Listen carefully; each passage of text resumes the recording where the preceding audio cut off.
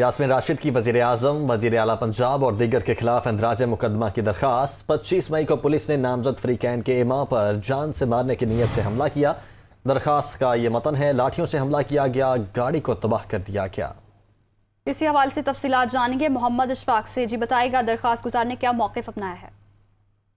जी बिल्कुल, लाहौर के district additional district and session जज की अदालत में दो दरख्वास्तों पर मुकदमा दर्ज करने के अहकाम हो चुके हैं। तो अब साबिक वज़ीर सेहत डॉक्टर यास्मीन राशिद की जानिब से भी वज़ीर आज़म शहबाज शरीफ, वज़ीर आला हमदा शहबाज, राना सनाउल्लाह समेत दीगर पुलिस अफसरान के खिलाफ इंदराज मुकदमा की दरख्वास्त दायर की गई है, जिसमें ये मौक़िफ़ इख्तियार किया गया है कि 25 मई को पुलिस एहलकारों ने नामजद फ्रीकैन के इमाम पर जान से मारने की नीयत से हमला किया। गाड़ी पर डंडे और लाठियों से हमला किया गया, जिससे उन्हें उनकी गाड़ी को भी नुकसान पहुंचा और उन्हें तशद्दुद का भी निशाना बनाया गया।